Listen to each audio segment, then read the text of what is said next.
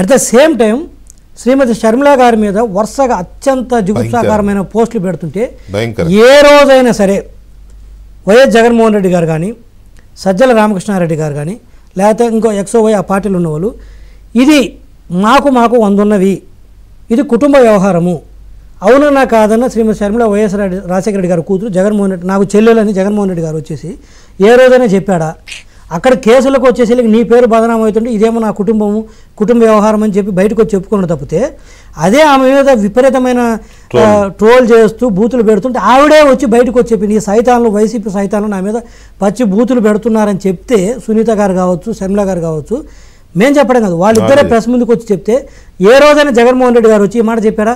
ఇది మా కుటుంబ వ్యవహారము, మన వైసీపీ క్యాడర్ ఎవరు అవునన్నా కాదని ఆవిడ నా చెల్లెలు, తోబుట్టు చెల్లెలు, చాలా సందర్భాల్లో అన్నాడు కదా ఆవిడ నా చెల్లెలని వేరు కాంటెక్స్లో ఆస్తుల విషయంలో.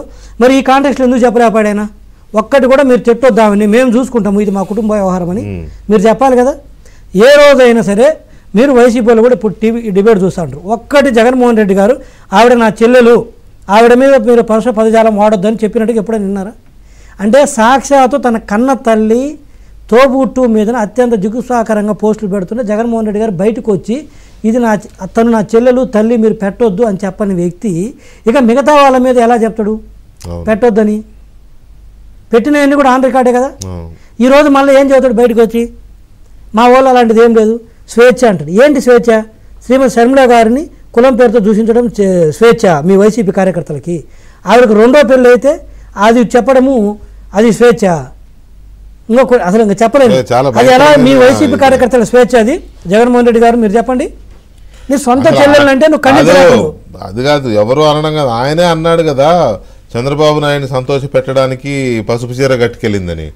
ఎవరు? విజయసాయి రెడ్డి గారు. జగన్మోహన్ రెడ్డి గారు కూడా అన్నాడు. జగన్మోహన్ రెడ్డి గారు అంటేనే విజయసాయి రెడ్డి గారు తర్వాత రిపీట్ చేశారు. అంతకంటే దిగజారుడు మేము మీ వివేకానంద రెడ్డి గారి కేసు మేము మాట్లాడుతున్నామో ఇది మా కుటుంబ వ్యవహారం అంటూ మీరు మాట్లాడొద్దంటూ, మరి అదే నీ చెల్లెల్ని కూడా తిడుతున్నప్పుడు మీ వైసీపీ సోషల్ మీడియా వాళ్ళకి ఎందుకు చెప్పు ఇది నా కుటుంబ వ్యవహారము, నువ్వు పెట్టొద్దని, బూతులు పెట్టొద్దు, మామూలుగా రాజకీయంగా విమర్శించండి, ఎందుకంటే విమర్శించుకోవచ్చు ఆవిడ ఒక పార్టీలు ఉంది కాబట్టి.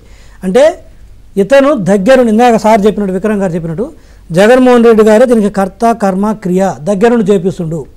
ఎందుకంటే వారు దగ్గరుండి చేయించకపోతే కన్న తల్లి చెల్లెళ్ళ మీద చిన్నాన్న కూతురు సొంత చెల్లెల మీద పెట్టినా కూడా ఒక్కరోజు ఖండించలేదు. ఒక్కరోజు ఖండించకపోగా చివరికి ఒకసారి ఏమొచ్చాడంటే వరా రవీందర్ రెడ్డి పేరుతోటి మేమే పెడుతున్నామని చెప్పి, సరే మేమే పెట్టామనక కాసేపు మీరేం చేస్తున్నారు కేసులు పెట్టాలి కదా గవర్నమెంట్ మీదేగా.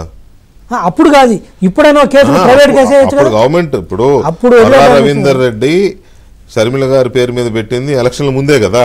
ఎలక్షన్స్ ముందే ఆవిడ తెలంగాణ పార్టీ పెట్టినప్పుడు పెడుతున్నాడు కదా. మరి పెట్టినప్పుడు టీడీపీ వాళ్ళు పెట్టిస్తారని నీకు తెలిస్తే నువ్వు అప్పుడే అరెస్ట్ చేయొచ్చు కదా. అది చేయొచ్చు.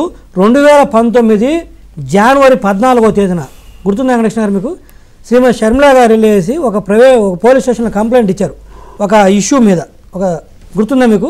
అది ఆ రోజు జగన్మోహన్ రెడ్డి గారు ఎన్నికల్లో సానుభూతి పొందడం కోసం మరి ఆవిడ మీద ప్రెజర్ పెట్టి ఏం చేయించాడు తెలుసా? ఒక సినిమా నటుడి అదే కేసు పెట్టిస్తే 2019 జనవరి 14వ తేదీన అయిపోయిందా? 2019 మే 30వ తేదీన నువ్వు ప్రమాణ స్వీకారం చేశావు కదా. నీ చెల్లెల చేత నువ్వు కేసు పెట్టించి ఎన్నికల లబ్ధి పొంది ఆవిడ ఆడకూతుని అడ్డం పెట్టుకొని నువ్వేం మాగాడువా? మళ్ళీ వచ్చిన తర్వాత ఏం చేసినావు? 5 ఏళ్ళు ఆ టాపిక్ ఉందా? ఆవిడ పెట్టిన కేసును ఓపెన్ చేసావా? సంక్రాంతి రోజు పండగ వాతావరణం అంతా దెబ్బతీసిండు ఆ రోజు 2019లో. ఎవరు జనాలు హ్యాపీగా ఉండకూడదు, వాళ్ళ గురించే మాట్లాడుకోవాలి, వాళ్ళ బాధల గురించి మాట్లాడుకోవాలని.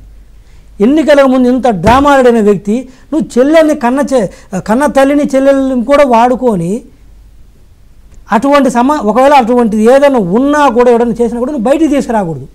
అలాంటిది నువ్వే బయటికి తీసుకెళ్ళి కేసు పెట్టించి మళ్ళీ 5 సంవత్సరాల తర్వాత నువ్వు బయటకు వచ్చి మేము పెట్టినామని చెప్పేసి ఆ వార్తలు ఏదైతే ప్రెస్ మీట్ పెట్టి చెప్పకూడని అంశాలు నువ్వు చెప్తే అసలు ఇంకా ఏం మనస్తత్వం అనుకోలేదు.